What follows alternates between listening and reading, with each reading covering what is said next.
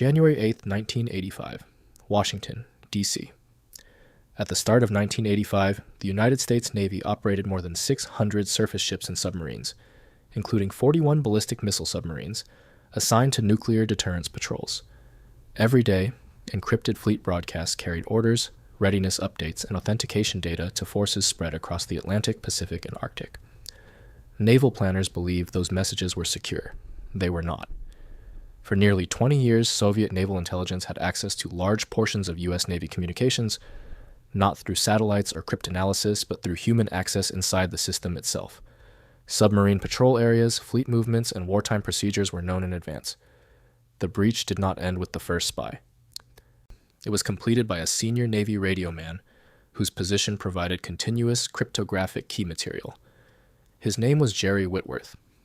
By the time investigators uncovered his role, the question was no longer whether U.S. naval security had failed, but how much of the Cold War's maritime balance had been shaped by information that was never meant to leave American hands. In the late 1960s, the United States Navy expanded its role as the primary guarantor of nuclear deterrence at sea. The foundation rested on ballistic missile submarines, designated as Fleet Ballistic Missile Boats, or FBMs, conducting continuous patrols that kept a portion of America's nuclear arsenal permanently at sea. Each Ohio-class submarine carried 16 Poseidon or Trident missiles. Each missile held multiple independently targetable re-entry vehicles. The destructive power represented by a single patrol exceeded the combined explosive yield of all bombs dropped in World War II. Carrier strike groups maintained forward presence in critical regions. In the Mediterranean, the Sixth Fleet monitored Soviet naval activity in the Black Sea and supported NATO southern flank operations. In the Western Pacific, the Seventh Fleet maintained readiness postures opposite Soviet bases at Vladivostok and Petropavlovsk. In the North Atlantic, surface combatants and attack submarines operated across the Greenland-Iceland-United Kingdom gap, the strategic choke point through which Soviet submarines would need to pass to reach open Atlantic waters in wartime. All of this coordination required communication systems that were presumed secure. Fleet broadcast messages printed continuously on shipboard teletype machines, transmitting encrypted traffic every hour of every day. The rhythm was constant. Orders flowed from shore commands to vessels at sea. Readiness reports flowed back. Authentication codes verified command authority. The entire architecture depended on cryptographic keys distributed to communications personnel aboard ships and at shore stations. These keys were not permanent. They rotated on strict schedules. Daily key lists provided the cipher settings required to decrypt incoming fleet broadcast traffic and to encrypt outgoing messages. Without the correct keys, intercepted traffic appeared as meaningless strings of alphanumeric characters. With the correct keys, every message became readable. Naval doctrine assumed that encryption security was cumulative.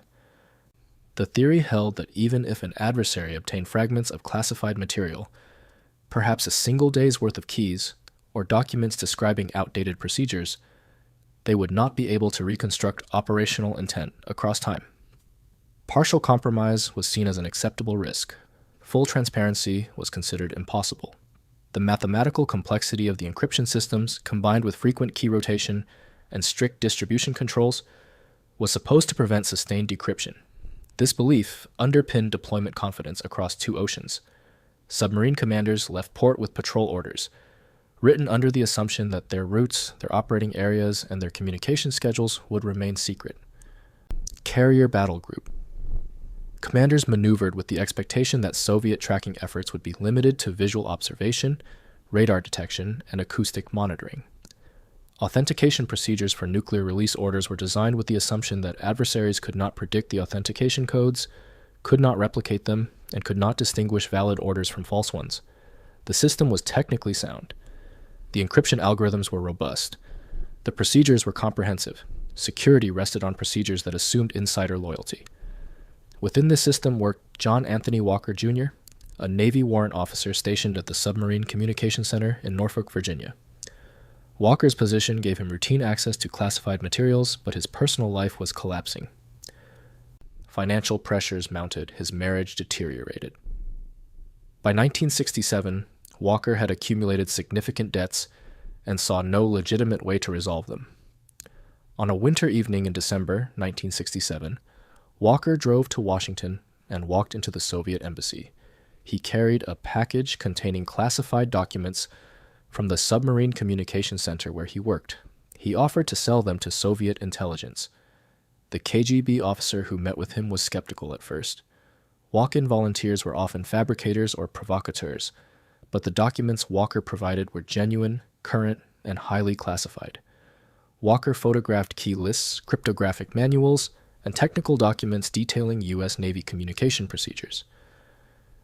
He passed them to Soviet handlers in exchange for cash payments, delivered through dead drops in the Washington area. His motivation was purely financial. He needed money the Soviets were willing to pay. For the next several years, Walker's espionage provided Moscow with valuable intelligence on U.S. Navy communications procedures, equipment specifications, and cryptographic protocols. Soviet naval intelligence officers in Moscow analyzed the documents carefully. They learned how fleet broadcast systems operated. They understood the authentication procedures.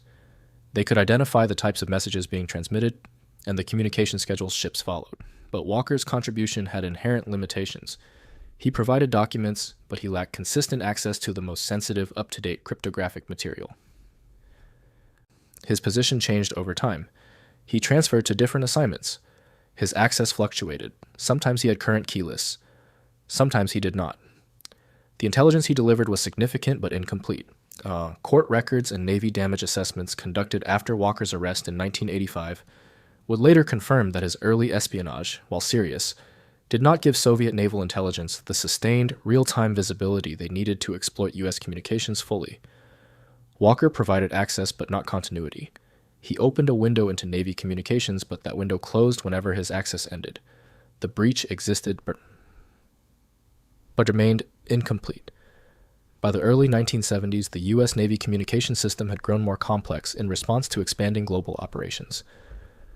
The introduction of satellite communication systems supplemented traditional high-frequency radio networks. Digital encryption replaced older manual cipher systems. Daily key lists rotated on even tighter schedules, with some systems requiring updates every 8 hours. Cryptographic material was distributed through secure channels to radiomen and communications technicians who handled live traffic aboard ships and at shore facilities. These personnel were the critical nodes in the system. They received the daily key lists. They loaded the keys into encryption devices. They processed incoming and outgoing messages. They maintained communication logs. They destroyed outdated key material according to strict procedures. The system's vulnerability was structural. Cryptographic security depended not just on the strength of encryption algorithms or the sophistication of communication equipment, but fundamentally on the trustworthiness of the personnel who handled the keys. A single individual with the right access, someone who processed daily keying material and could photograph or copy it systematically, could compromise entire fleets. Soviet intelligence understood this vulnerability with absolute clarity. KGB analysis of Walker's earlier contributions had revealed the critical weakness.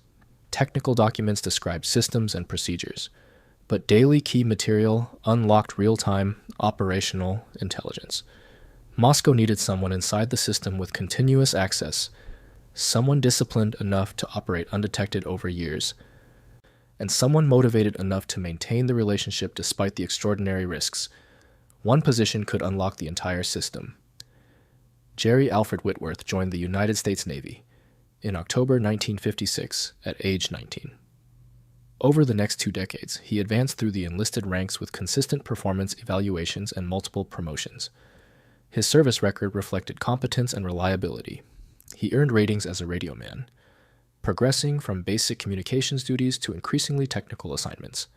By the early 1970s, Whitworth held senior enlisted positions that gave him extensive access to live cryptographic traffic.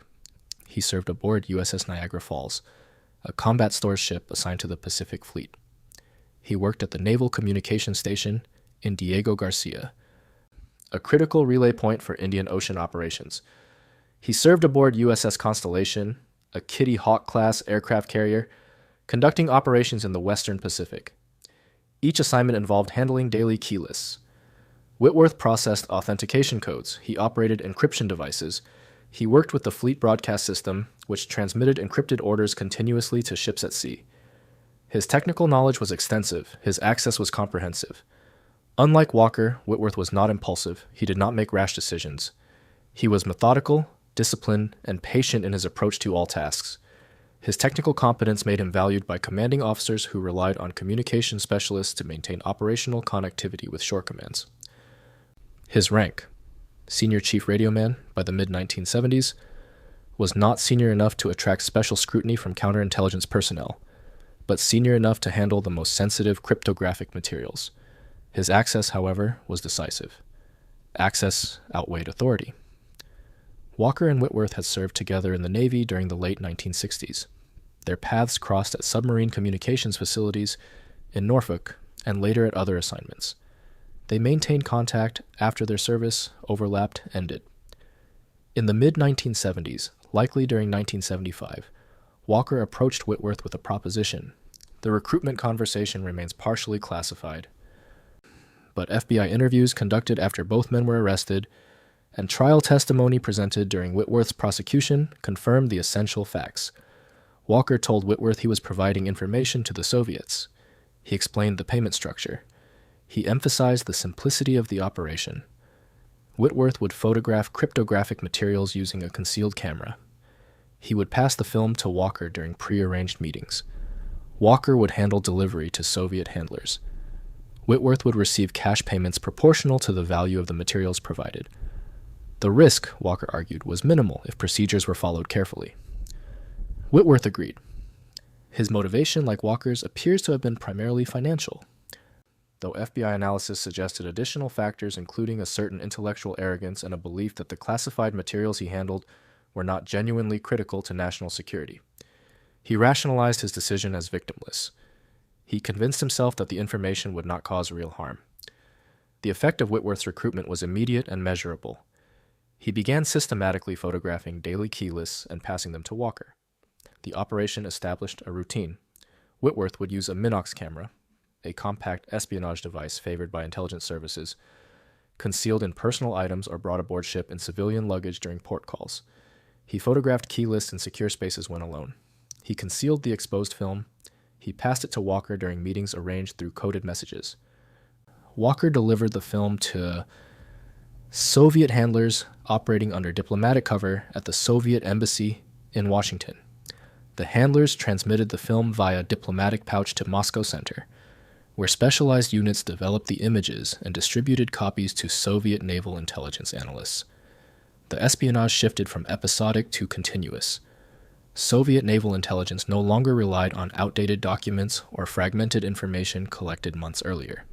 They received current, actionable cryptographic keys that allowed them to decrypt U.S. Navy communications in near real time, typically with a delay of only a few days between Whitworth's photography of keys and Moscow's receipt of the developed film. With Whitworth's materials, Soviet analysts could read fleet broadcast messages as they were transmitted to ships at sea.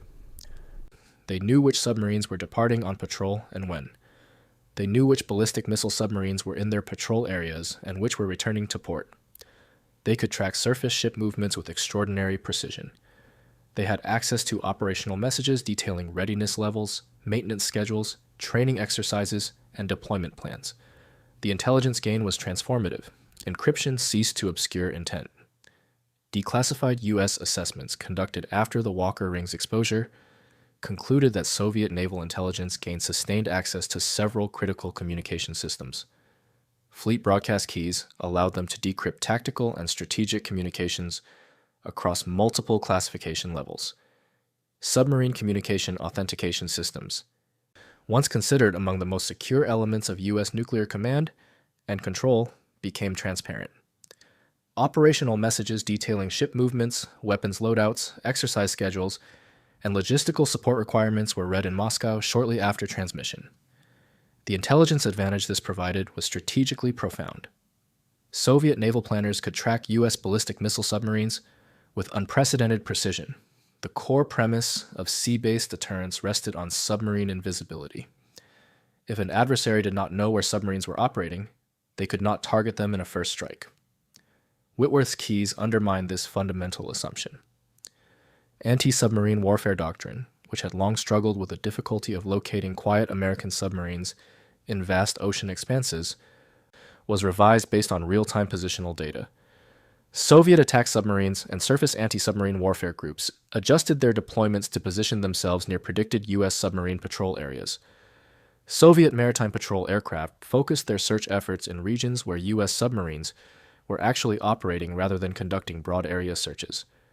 Soviet submarines and surface forces adjusted their deployments in anticipation of U.S. operations with a precision that surprised American commanders, but was dismissed at the time as coincidence or effective Soviet reconnaissance. In Moscow, translated fleet broadcasts were analyzed by Soviet naval intelligence officers who had been specifically trained to interpret American military terminology, unit designations, and operational codes. What had once been an opaque wall of encrypted signals became a readable stream of actionable intelligence. GRU naval intelligence sections produced daily reports for Soviet fleet commanders summarizing U.S. naval activities. These reports included submarine departure schedules, carrier group movement orders, exercise parameters, and communication patterns that revealed operational intent. Internal Navy reviews conducted in the mid-1980s would later describe the period of Whitworth's espionage, roughly 1975 through 1985, as one of systemic operational transparency. Visibility was so complete that encryption effectively ceased to function as intended. The technical sophistication of American communication equipment became irrelevant when the keys unlocking that equipment were photographed and delivered to Moscow every few days. Deterrence became transparent.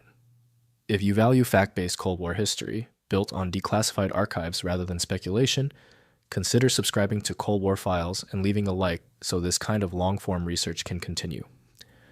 Throughout the 1970s, NATO conducted regular large-scale naval exercises in the Atlantic and Pacific. These exercises served multiple purposes. They tested coordination between allied fleets from different nations, with different equipment and procedures. They practiced anti-submarine warfare tactics designed to counter Soviet submarine threats. They demonstrated NATO's ability to project power in contested waters and to protect sea lines of communication that would be critical in wartime. Exercise scenarios typically remained classified until shortly before execution. Participation lists, force compositions, and operational objectives were closely guarded. The planning assumption was that Soviet forces would observe the exercises through satellite reconnaissance, signals intelligence, and visual monitoring, but would not have advanced knowledge of detailed plans or command and control procedures. That assumption was wrong. Soviet forces often appeared to anticipate NATO movements with remarkable accuracy. Surface ships and submarines were positioned ahead of planned maneuvers in ways that suggested foreknowledge. Soviet reconnaissance aircraft arrived over exercise areas before NATO operations commenced, sometimes even before participating ships had left port. Signal intercepts suggested that Moscow had advanced knowledge of exercise objectives and force dispositions. At the time, U.S. and NATO commanders interpreted this Soviet responsiveness as a combination of effective signals, intelligence collection, extensive satellite reconnaissance capabilities, and sophisticated operational analysis. Some level of Soviet awareness was expected and planned for. NATO exercises were large-scale events involving dozens of ships, hundreds of aircraft, and thousands of personnel. They could not be hidden entirely. What was not understood at the time was the extent to which Soviet positioning was based on decrypted communications, rather than external observation. Soviet commanders were not deducing NATO intentions from ship movements or communication patterns. They were reading the actual orders. They knew exercise objectives because those objectives were transmitted in encrypted messages that Whitworth's keys allowed them to decrypt. They knew force compositions because those compositions were listed in classified traffic. They knew operational areas because those areas were specified in commanders' intent messages. Anticipation was systematically misread as coincidence or clever analysis. Declassified naval assessments reviewed decades later confirmed that Soviet forces had advanced access to exercise plans, unit assignments, and command and control procedures before operations commenced. NATO exercises designed to test alliance readiness were being conducted under conditions where one side possessed an intelligence advantage so complete that the exercise's value as realistic training was fundamentally compromised. Success in executing planned operations masked the underlying compromise that made success predictable. In the late 1970s and early 1980s, the U.S. Navy conducted periodic security audits of its communication systems as part of standard operating procedures. These reviews were comprehensive in scope but limited in focus. Auditors examined hardware vulnerabilities and encryption device security. They verified that equipment met technical specifications. They checked that key distribution followed established protocols.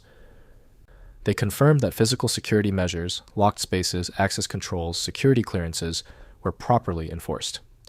Personnel vetting occurred primarily during initial enlistment and at certain career milestones such as promotions to sensitive positions. Background investigations checked criminal records, financial histories, and foreign contacts.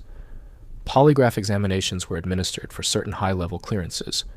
Once cleared, however, personnel were largely trusted to maintain security standards through personal integrity and adherence to regulations. Continuous behavioral monitoring was limited.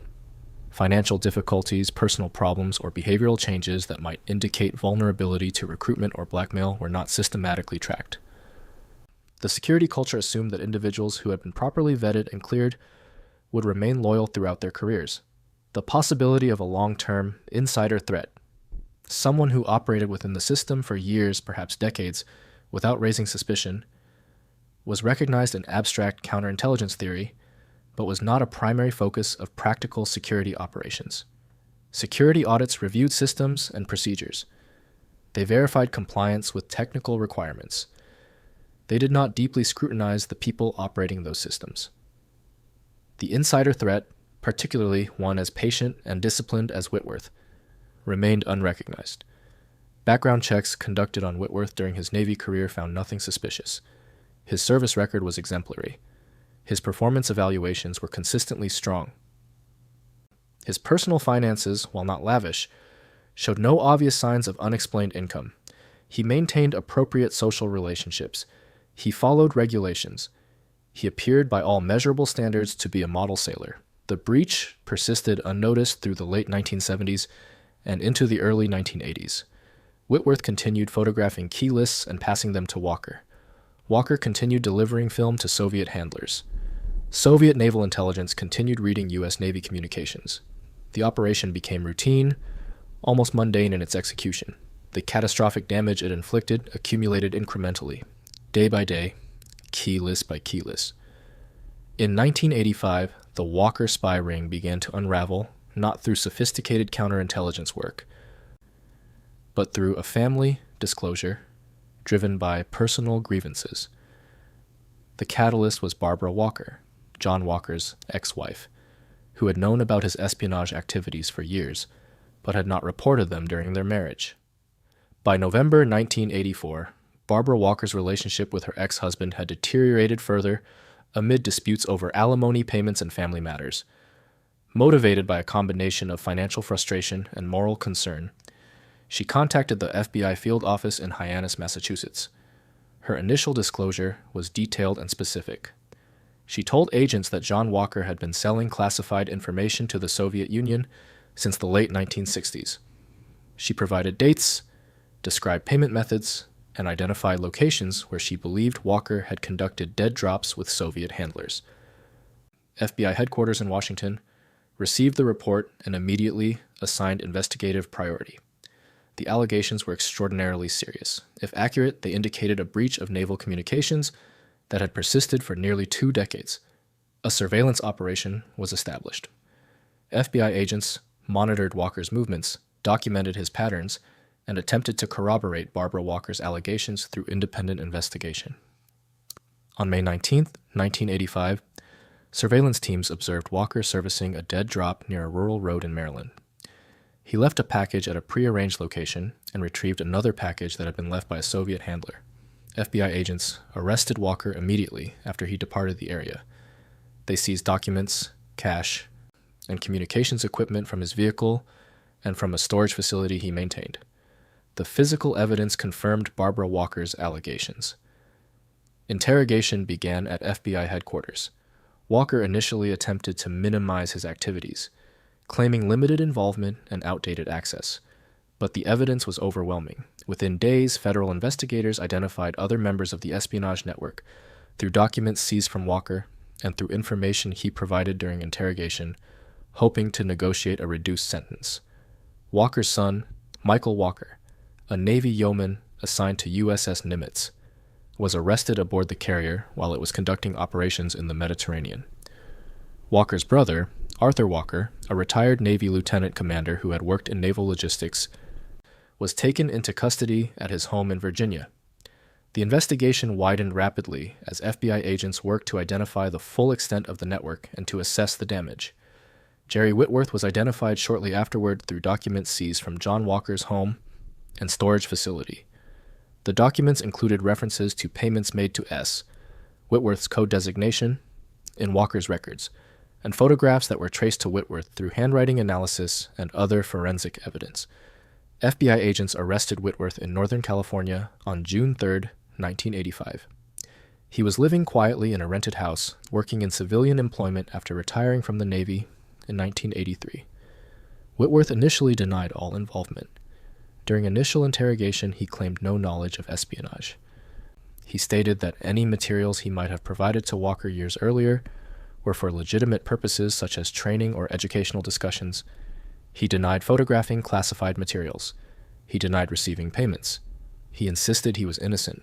The denial did not hold under investigation. FBI forensic specialists had recovered extensive evidence. Documents seized from Walker included detailed accounting records showing payments to Whitworth over nearly a decade, totaling hundreds of thousands of dollars. Financial records from Whitworth's bank accounts showed cash deposits that corresponded to the payment records in Walker's documents. Seized materials included keying documents that handwriting experts definitively matched to Whitworth's writing. Photographic negatives found in Walker's possession showed key lists that could only have been accessed by someone in Whitworth's positions during specific time periods. Only after sustained interrogation over several days and after being confronted with the forensic evidence linking him directly to the espionage did Whitworth acknowledge his role. Even then, he attempted to minimize the significance of what he had done, claiming he believed the materials were outdated or that their compromise would not cause real harm to national security. The full scope of his contribution emerged through detailed damage assessments conducted by the Navy, the National Security Agency, and the Department of Defense over the following months. Continuous compromise was confirmed beyond any doubt. The damage exceeded all prior estimates in U.S. counterintelligence history.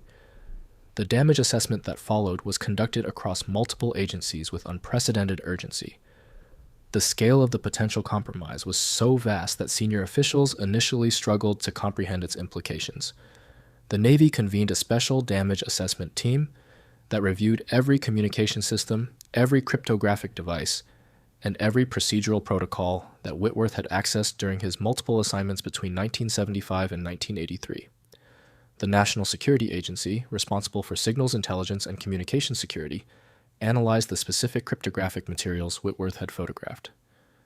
NSA cryptologists determined that the keys he compromised would have allowed Soviet analysts to decrypt virtually all fleet broadcast traffic during the periods when those keys were valid. More alarmingly, access to keys over extended periods allowed Soviet cryptanalysts to identify patterns in key generation and potentially to predict future keys, extending the compromise beyond the specific materials Whitworth had photographed. The Department of Defense evaluated the strategic implications at the highest classification levels. Reports were prepared for the Secretary of Defense, the Joint Chiefs of Staff, and ultimately for President Ronald Reagan, who was briefed on the case in June 1985. The briefings described the compromise as potentially the most damaging peacetime espionage case in U.S. military history. The conclusions reached by the assessment teams were stark and disturbing. Hundreds of cryptographic systems were declared comprehensively compromised. Entire communication architectures that had been in use for over a decade were considered unsafe. The Navy issued fleet-wide cryptographic replacement orders in the summer and fall of 1985. The logistical challenge was immense and unprecedented. Ships at sea had to receive new encryption equipment and keying material through secure delivery channels. Aircraft transported new crypto devices to carriers operating in forward areas. Submarines returning from patrol received complete cryptographic overhauls. Shore facilities underwent simultaneous replacement of equipment and procedures. The cost of replacing compromised systems was estimated at over $100 million, an extraordinary sum that reflected the scope of the breach. Training programs were revised urgently to incorporate new procedures.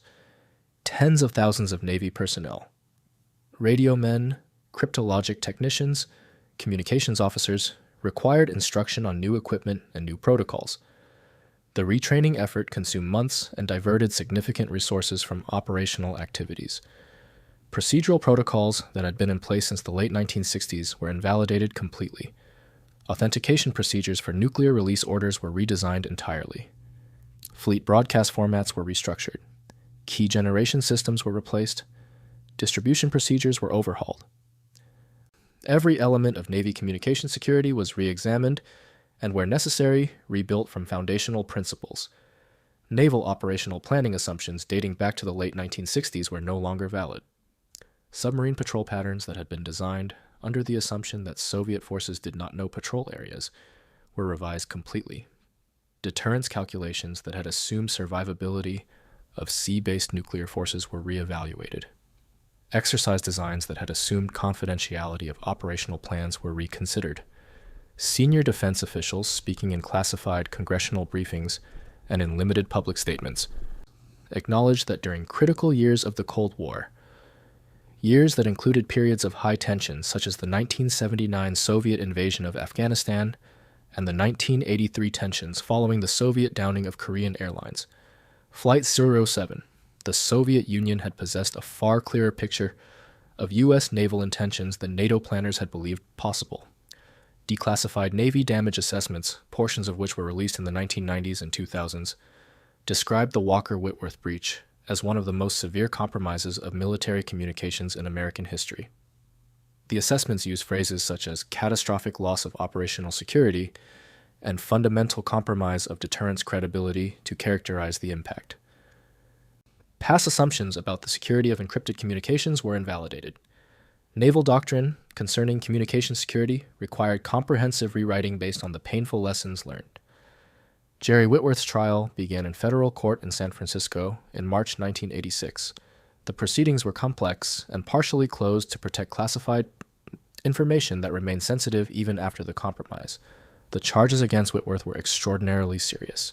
He was accused of conspiracy to commit espionage, delivering defense information to aid a foreign government, and multiple violations of the Espionage Act. Each charge carried potential sentences of life imprisonment. The prosecution, led by federal attorneys working closely with Navy legal advisors and intelligence community representatives, presented overwhelming evidence of Whitworth's access to classified materials, his systematic photography of cryptographic key lists over nearly a decade, his transfers of exposed film to Walker, and the cash payments he received in return. Prosecutors introduced forensic evidence including handwriting analysis, financial records showing unexplained income, and testimony from FBI agents who had conducted the investigation. The defense strategy, led by Whitworth's attorneys, argued that Whitworth had been manipulated by Walker, that he had not fully understood the consequences of his actions, and that he had believed Walker's assurances that the information would not be used in ways harmful to the United States. Defense attorneys portrayed Whitworth as naive rather than malicious, as someone who had made terrible decisions but who had not acted with intent to harm his country. They argued that his cooperation with investigators after his arrest, once he understood the gravity of the situation, merited consideration for leniency. The jury heard testimony from Navy damage assessment officials who described in careful but devastating detail the scope of the compromise and its strategic implications. They heard from cryptologic experts who explained how key lists worked and how their compromise undermined entire communication systems. They heard from former commanding officers who testified about Whitworth's access and duties. They heard from FBI agents who described the evidence linking Whitworth directly to the espionage operation. The trial lasted several weeks. The jury deliberated for multiple days, reviewing hundreds of pages of evidence and exhibits. On July 24th, 1986, Jerry Alfred Whitworth was convicted on all counts. The verdict was unanimous. Sentencing occurred in August 1986. Federal Judge John Vukasin, who had presided over the trial, imposed a sentence of 365 years in prison. The sentence was intentionally symbolic. It reflected not merely the tally of individual criminal acts, each photograph of a key list, each transfer of film, but rather the cumulative strategic harm inflicted on U.S. naval security over a decade of continuous espionage.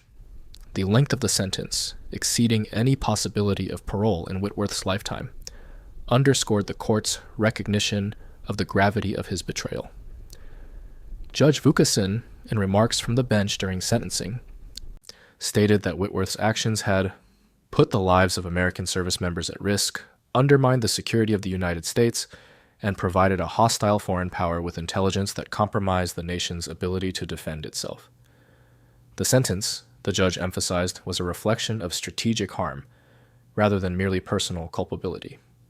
Unlike more publicly known Cold War spies, Klaus Fuchs, who provided atomic secrets to the Soviets during World War II, Julius and Ethel Rosenberg, executed in 1953 for atomic espionage. Aldrich Ames, the CIA officer whose betrayals in the 1980s and 90s led to the execution of Soviet agents working for the United States. Jerry Whitworth never became a widely recognized public figure. His name did not appear prominently in popular Cold War histories or documentary films. Media coverage of the Walker spy ring, while extensive during the 1985 arrests and trials, focused primarily on John Walker as the network's founder and primary organizer. Whitworth's role, though objectively more damaging in terms of sustained access to current cryptographic materials and the resulting compromise of real-time operational intelligence, remained largely obscure in public awareness. His name appeared mainly in classified damage assessments that remained secret for decades, in internal Navy histories written for professional military education, and in intelligence community reviews that were not released to the public.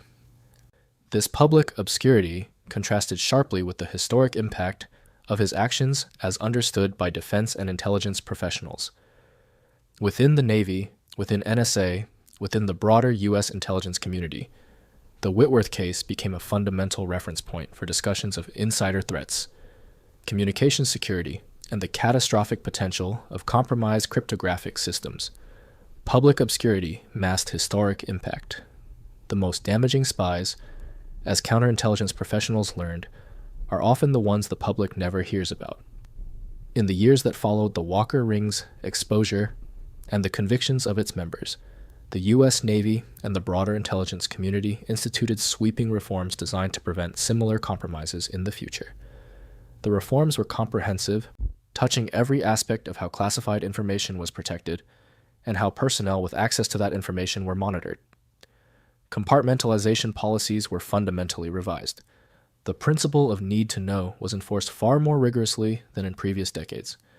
Access to cryptographic materials was restructured so that no single individual could compromise entire systems.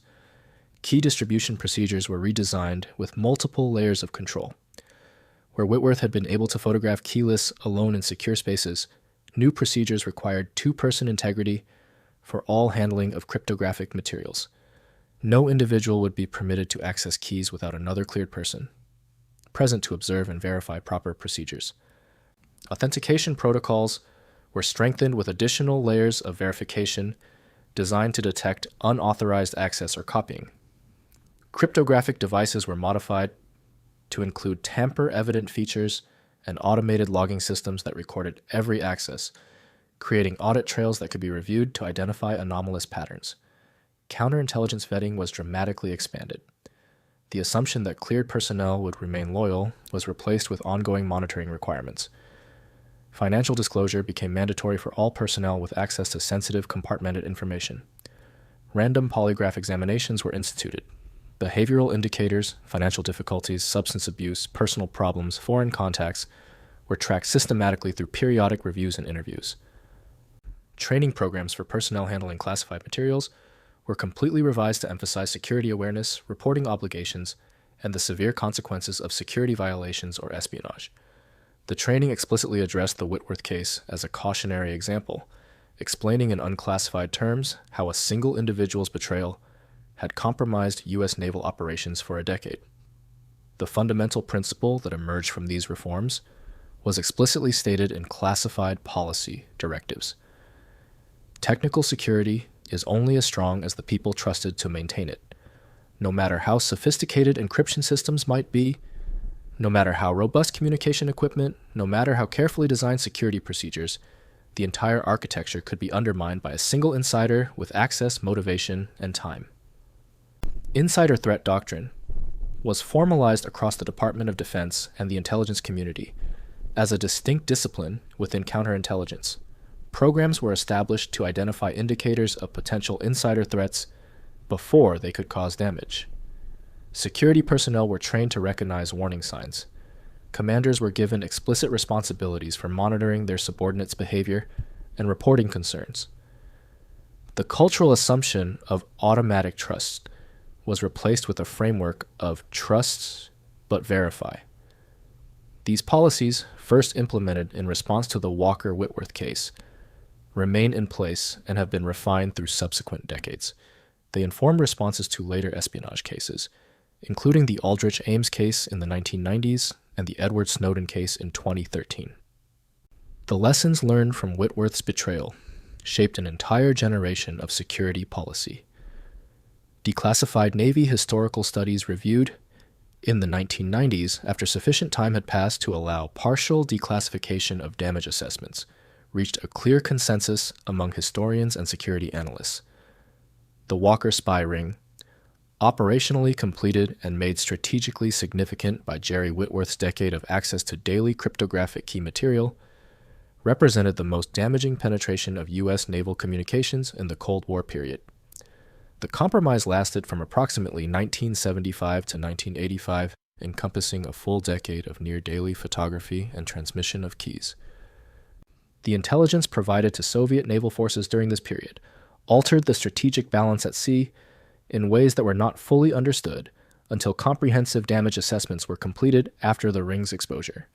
The case stands as a definitive reminder that strategic balance can be altered not by dramatic developments in weapons technology, not by deployments of new fleets or missile systems, but by a single trusted insider with routine access and the patience to exploit that access methodically over time. The Cold War's most consequential espionage cases were not always dramatic or publicly visible. They were often quiet, methodical, bureaucratic operations conducted by individuals whose names and faces would never be recognized, but whose actions reshaped the calculations of military planners and political leaders on both sides of the conflict. The damage inflicted by Jerry Whitworth cannot be measured solely in compromised key lists or decrypted messages, though those metrics alone were staggering. The broader impact reshaped Soviet naval doctrine throughout the 1970s and early 80s, providing Moscow with insights into American capabilities and intentions that influenced their own force planning and deployment decisions. It altered U.S. deployment confidence, forcing acknowledgement that operations conducted under assumptions of security were actually conducted in a transparent environment. It exposed fundamental vulnerabilities in systems that had been believed secure, requiring comprehensive and costly replacement efforts. Most significantly, the reforms that followed Whitworth's conviction fundamentally changed how the United States military and intelligence community protect classified information and monitor the personnel entrusted with the nation's most sensitive secrets. The Walker-Whitworth case became the foundational example for insider threat training, for compartmentalization policy, for personnel security programs, and for counterintelligence doctrine.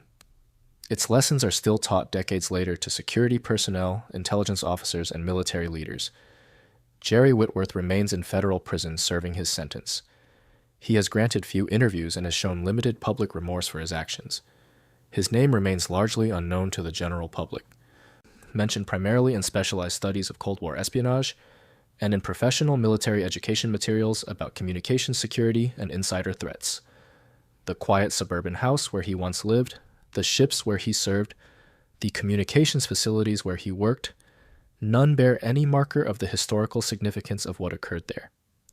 The betrayal was bureaucratic, methodical, and devastating in its cumulative impact.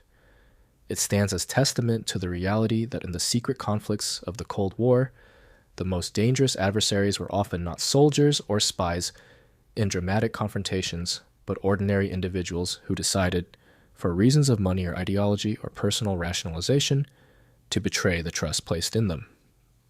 If you value fact-based Cold War history built on declassified archives rather than speculation, consider supporting Cold War Files by subscribing and sharing this content.